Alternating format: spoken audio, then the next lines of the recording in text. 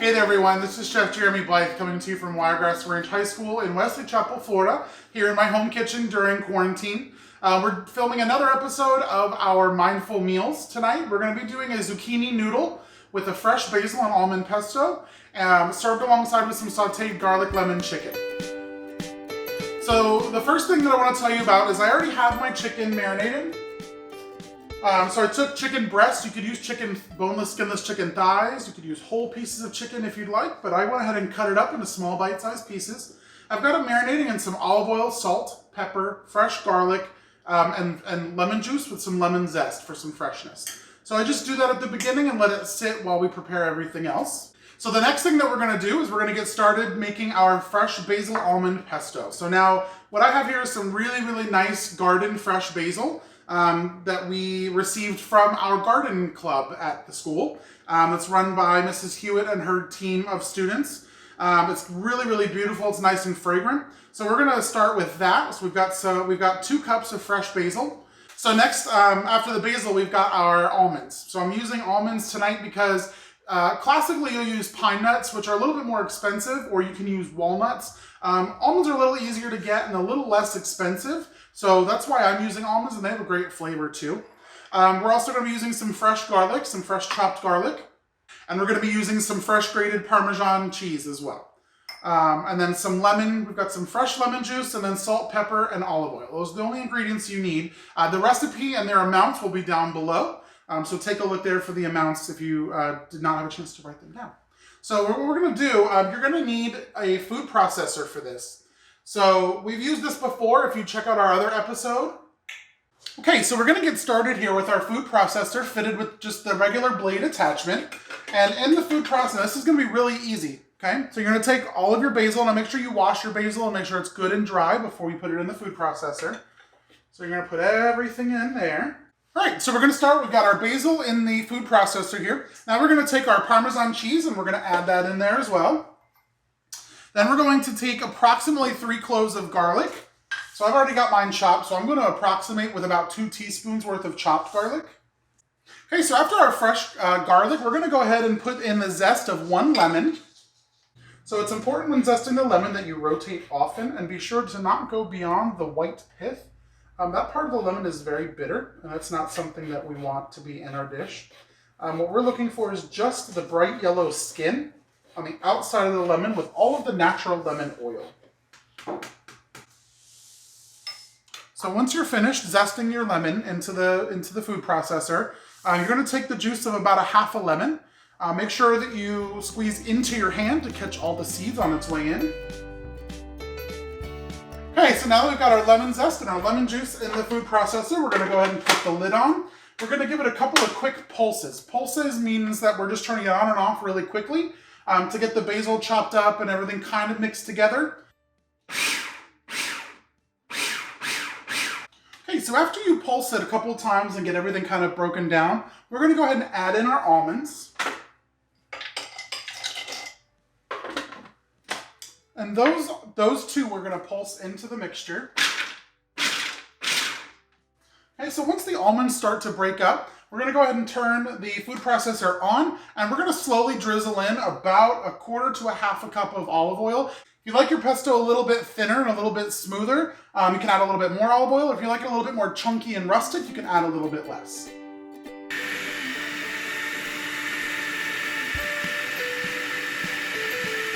One thing that you want to do during the process as well is you want to add a little bit of fresh cracked black pepper and some salt as well. And then at the end, we can taste it again for seasoning. You don't want to go too heavy on the salt because Parmesan cheese is kind of inherently salty. Plus the almonds that I used were lightly salted, so you're going to get some salt introduced there as well. Okay, so we're going to go with the lid back on, and we're going to process just a little bit more. Okay, so once you get your pesto to this stage, you can kind of see that it's more sauce-like. You want to go ahead and taste it. So what you're checking for is the acid level. Does it need a little bit more lemon? Does it need some more salt, some more pepper? Then you want to adjust it to your liking, and then from there, your pesto is ready to go. Now, a good tip is if you don't have a food processor, you could do this in a blender.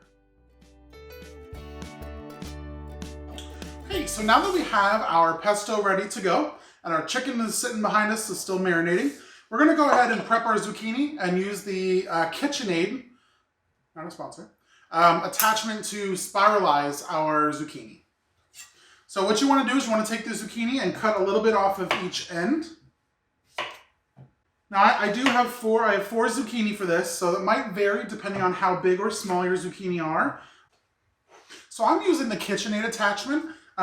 Certainly if you don't have a KitchenAid, that doesn't mean you can't make this. They do sell standalone versions. You can get them at Target, you can get them even at Williams-Sonoma. They can range you anywhere between, I would say probably about $15 and $30. I'll link a couple of them for you down below, including a link to the KitchenAid attachment that I have here as well. If you already have a KitchenAid, it's a great multi-tool because it does more than spiralize. It does slicing and other things, coring as well. But by all means, you can still purchase a standalone spiralizer to do this at home. So I'm just taking the zucchini and I'm pushing it onto the spike here. And then lining up the spiralizing blade, and I just turn on the mixer and it does all the work.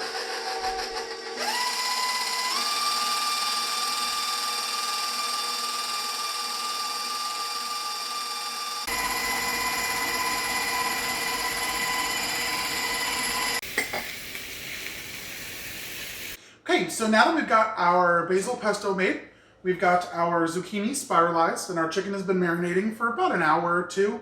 We're going to go ahead and start with cooking our chicken.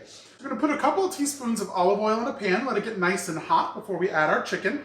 We're going to give it just another little toss with our marinade here just to get it all recoated. Something that you want to remember when you're using fresh citrus juice is you don't want to let it sit too long on the raw meat.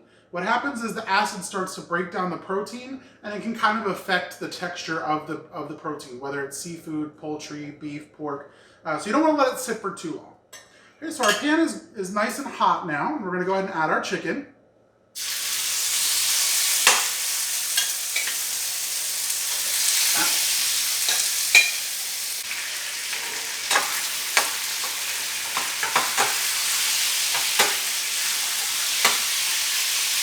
It's important to move the chicken around periodically so that the garlic doesn't burn. A little bit of brown on garlic is okay, but when it starts to get a little bit more amber or black in color, it can get really bitter. So we're just looking for a good golden brown color and for the chicken to be cooked all the way through. It should take you about 5 to 7 minutes. So we're going to go in with our zucchini. Now this looks like a lot, and it is, but it is going to cook down significantly. It's going to lose a lot of water.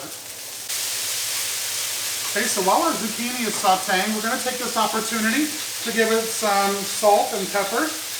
Now the salt is going to break down the cellular walls of the zucchini, and the water is going to start to come out of it.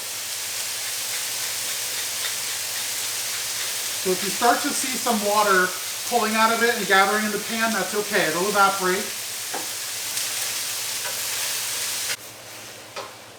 So you want to cook it just until the zucchini is nice and tender. You don't want to go too far because we do still have to add our pesto and our chicken back in and bring everything together. So it's still going to cook for another minute. We're just going to give this a good toss. You can see how much the volume of it reduced. So we're going to take this off the burner here. And we're going to take our pesto. We'll take about half of this and we'll just go right over.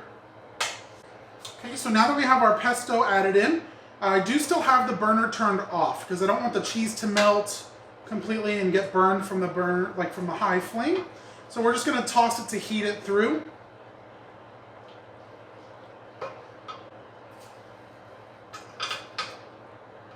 You can really start to smell like the basil that's getting warm, and the almonds and the cheese and the lemon. Everything is getting nice and warm so the aromas are released. It smells very, very nice. Somebody call Yankee Candle Company. Let's make a candle. All right, so we got our pesto mixed in here. Now we're going to take our chicken.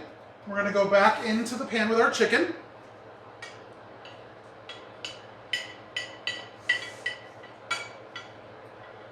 All the liquid that's on the plate, everything in. It's all flavor.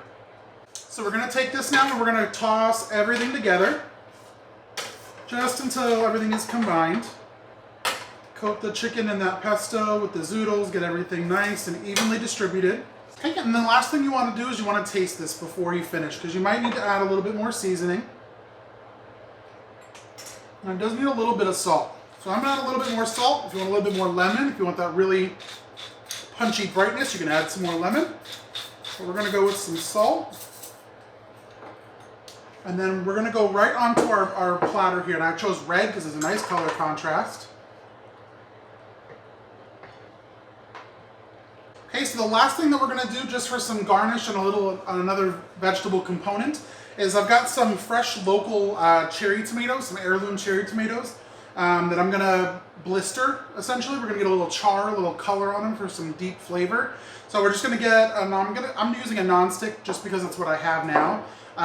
But you can use a stainless steel or whatever pans you have at home. We're going to take just a little bit of olive oil, and you want to get this ripping hot. You want to get it really, really nice and hot to the point where it is starting to smoke a little bit. Okay, so now it's good and hot. We're going to go ahead and add our tomatoes. That's what you want. You want good sizzle.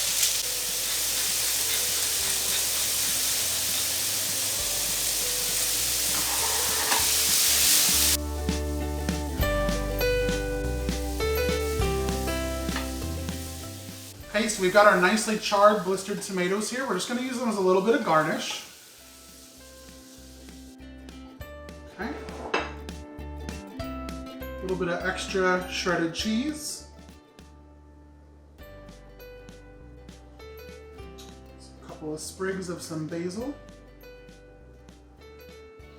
So there we have our garden fresh zucchini noodles, or zoodles, with a basil almond pesto and garlic lemon chicken. Enjoy!